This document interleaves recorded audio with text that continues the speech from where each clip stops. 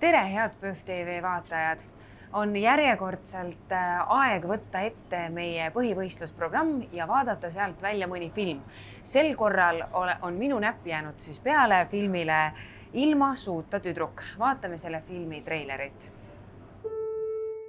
Sana bir maceramızı anlatayım mı?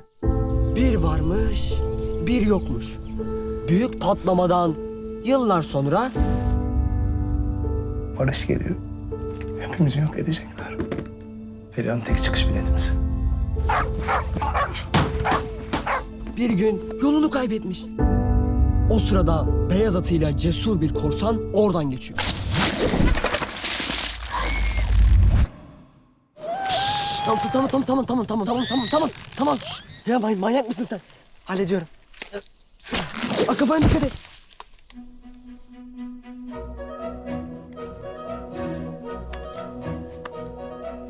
İşte geldik. Kaptan, Hoş geldin ağızsız kız. Seni tayfamla tanıştırayım. Yusuf ve Porsun. ağızsız kız mı? Evet ya, o da bizden. Hadi siz kendinizi gösterin önce bakalım.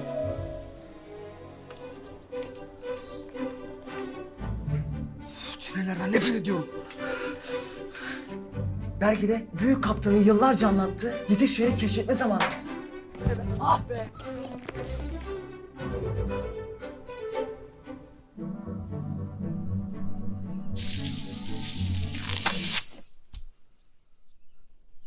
Akşam yemeği.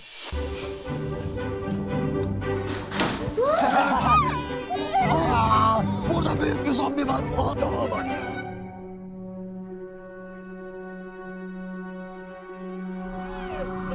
Korkmayın korsanlar. Korsanlar öyle mi? Bir insan ne eksik yapar biliyor musun? Böyle ağzının, burnunun ya da gözlerinin olmaması falan değil. Bir insanı eksik yapan şey kalbinin olmaması. Benim gibi. Salgın hastalıkları, pis işleri, santralın hepsini örtbas eden onların başı bu. Biz ne Porsuk ne ben ne de Yusuf.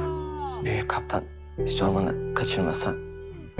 Hani ormanda hiç çocuk kalmamıştı? Bu ormanda bir tane bile canlı kalmayacak. Bu nedir biliyor musunuz? Bu yolun sonu deniz. Burada karşı kıyıya geçmek için sadece dar bir boğaz var.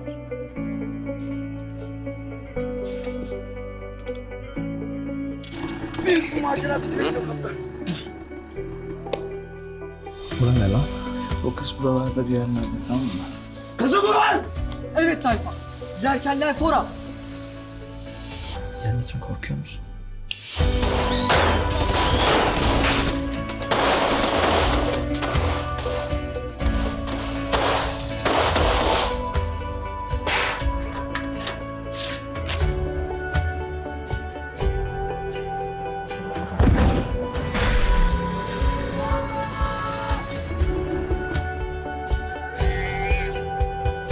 İşlerindeki avcılardan kaçan korsanlar eskiden iyi insanların yaşadığı uzak diyarlardan birinde küçük, güzel bir şehre varmışlar.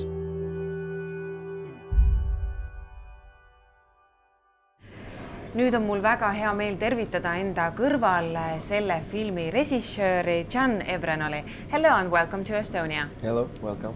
Is it your first time here? My second time. First time I was in Haapsalu Horror Film Festival with my previous film, Basket.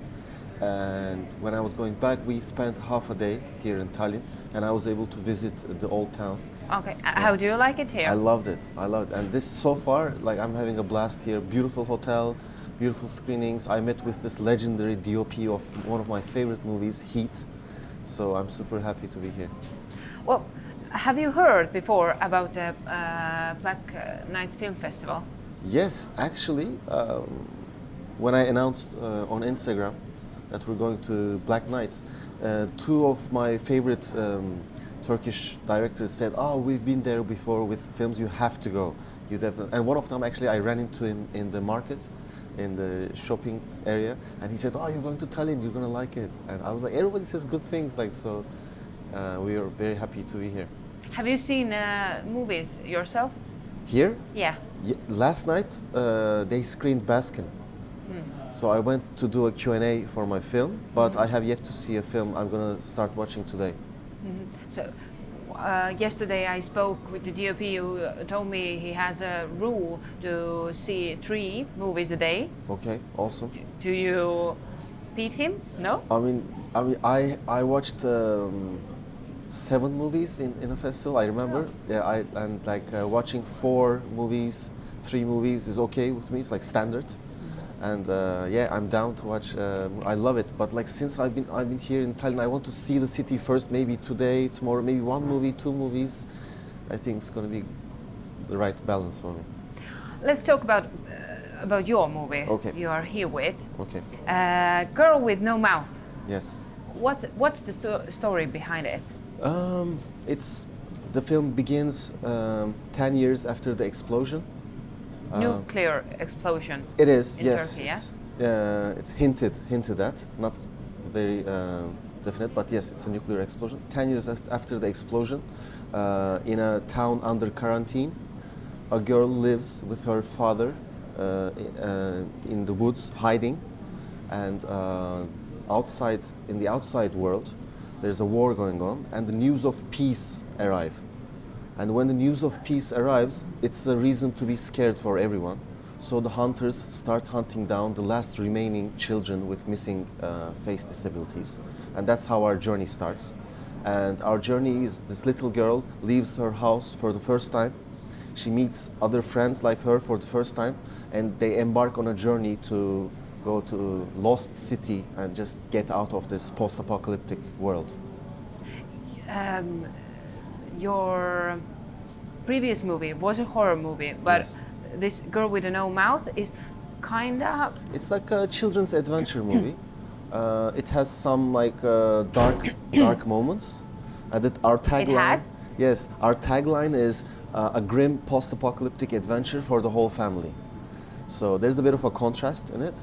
Obviously, it's a low-budget, kind of like an art house B-movie attitude film, but actually it's like a big journey.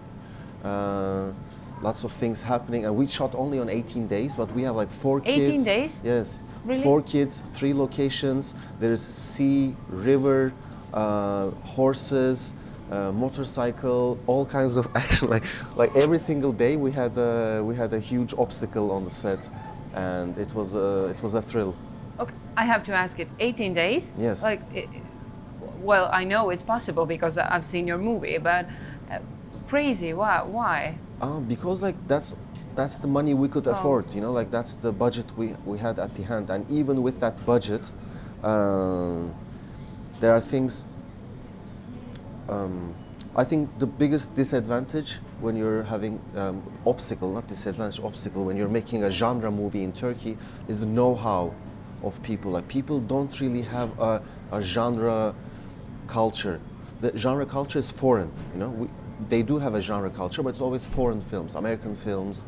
When it's a Turkish film, it's a genre film, they don't really know how to be, like how serious or like how fun it should be, you know. So it's like a tough balance to like set with the DOP, with the light guy, with the child actors, with everyone. So people, for instance, when I was doing Baskin, my horror film, there's a scene when the guys are dancing in the car, and you know, my actors were, man, this is a horror film, why are we dancing? I'm like, that's not it, you know, don't label things, just a genre film is a free film, just make it free.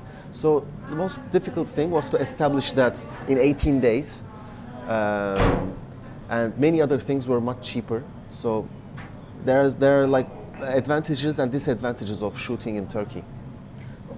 Well, okay, you named me one disadvantage of shooting in Turkey. Are there any obstacles? Advantages? Disadvantages. Disadvantages. Yes. There are many, of course. Let's first talk about bad things and then Okay. come to good things. Like yeah. taking 4 kids to 3 cities with their parents. Like we started this movie as like we have like very little amount of actors, so it's going to be like affordable. But then again, we have 4 actors, 4 child actors, and 4 parents. Suddenly, it's like 8 people, and suddenly our crew gets larger, and you have to have emergency situations. Like we're shooting this little scene where like the girl is like tied from her feet to the rope, or like she wakes up in the cold river. But for these scenes, like you have to have the ambulance there, you have to have proper people, and the day we started shooting, US dollar just doubled Turkish currency. Imagine that, like there was a shock like in all the country, everybody was shocked. And like this is our morning that we're like school kids on a bus, we're going to start our shooting. And like we're just changing dollars to US. Like there was this huge press, there was this huge stress from what's happening in the economy as well. And that economy goes to our like budget. You know, my producer's most nightmare was the fuel, the car fuels and the bus fuels and the gas money. Prices went up? Yes, like when you add the production things, the gas is like one of the biggest obstacles. You know, it's crazy, but that's how it is. Working with kids, Yes. how is it? How was the casting part? I mean, like with my short films, I always worked with kids. I love working with kids. So in that sense, I was on familiar territory. I was comfortable. But obviously, it comes with some disadvantages. You know, they are very inexperienced. Like I have like four kids. 2 of them are experienced. 2 of them were very inexperienced. But they had the natural charm. So I had to like work out the best way to get the performances from them. But like it was like we were playing a game, you know. Like 5 of us, like sometimes I was screaming at them, "Ah!" And I say, "Cut!" I go out and hug them. I come back again, I'm screaming again, and then I hug them again. So yeah, it was like a very stressful. It's almost like when you're on the set for 18 days, like every single minute is like the last minute of a soccer match, you know. So you're always like stressing, but like I get my energy from that, you know. I get my motivation from that. But let's come to back this question, working with kids, yeah? This is, okay, this is a thriller, Girl with No Mouth, and there are a bit horrifying scenes, when I can say it. How do you get the emotions from the kids?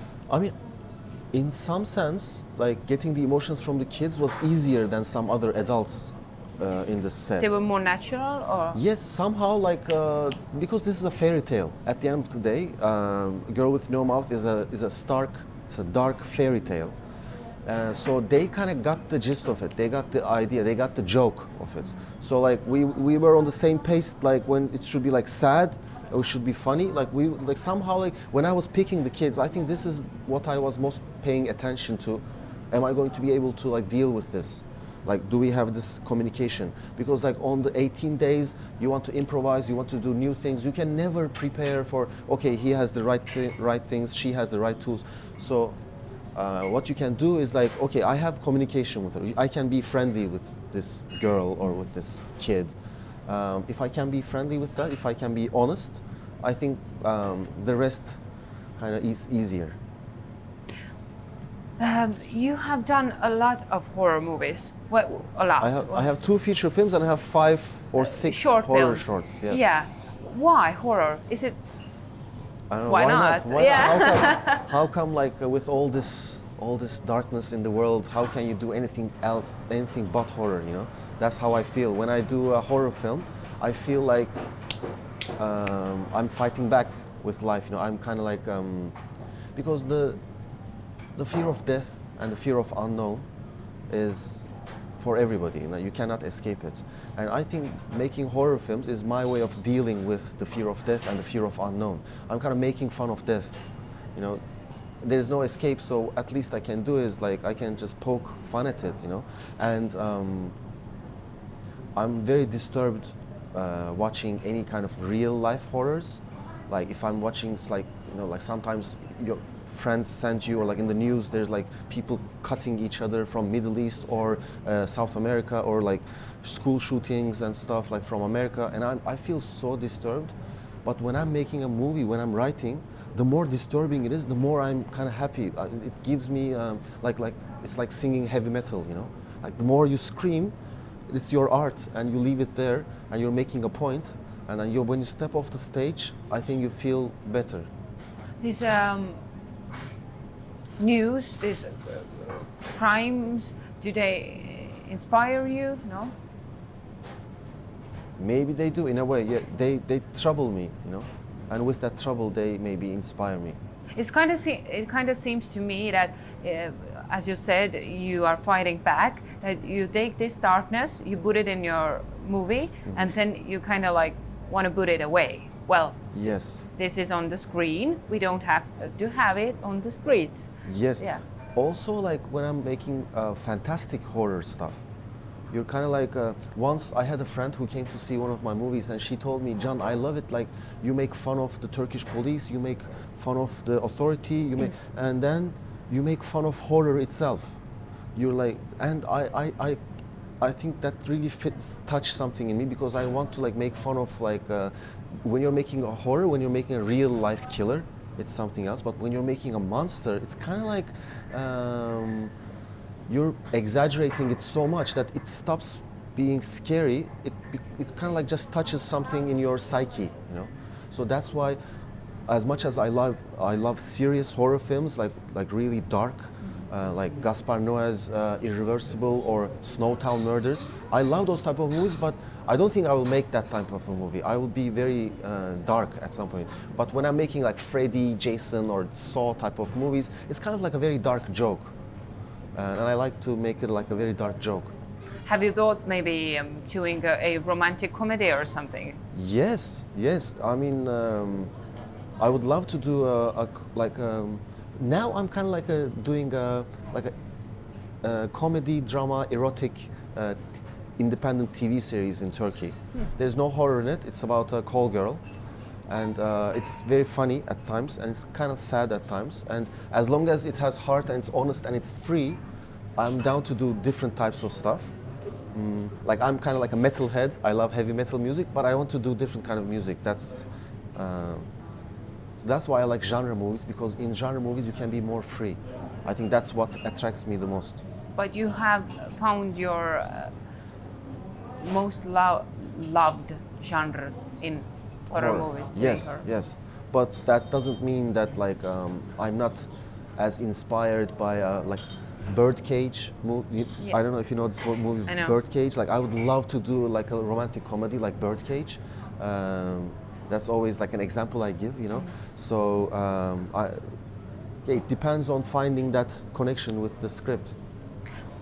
How different is Turkish cinema from Europeans?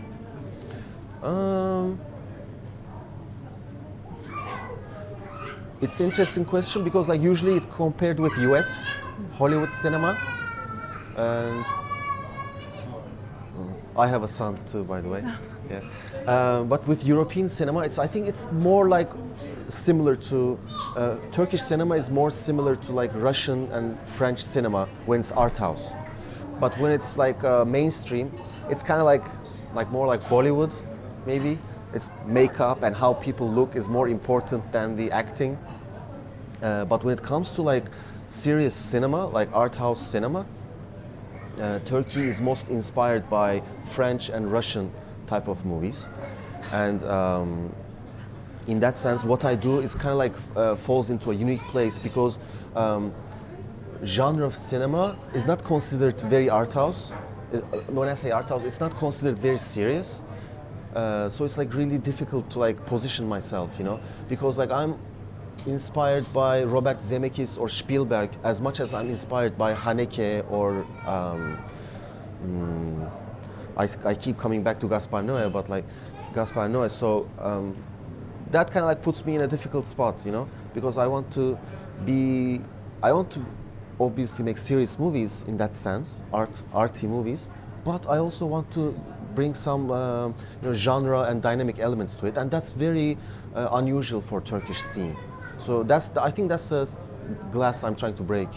Have you seen any Estonian movies? Actually, since yesterday, I've been asking people like, is there like an Estonian genre movie? Is there like so like no, I haven't, but I want to. I really want to see an Estonian movie. I hope you will. I hope you do. Do you have a favorite Estonian movie? You can advise me maybe.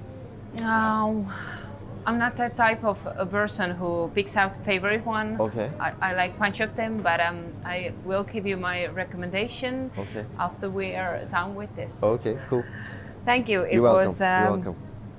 Very nice talking to you. Thank you. Aitäh ka teile, PÖFF TV vaatajad ja ilma suuta tüdruk. Türgi film on teie ees PÖFFil?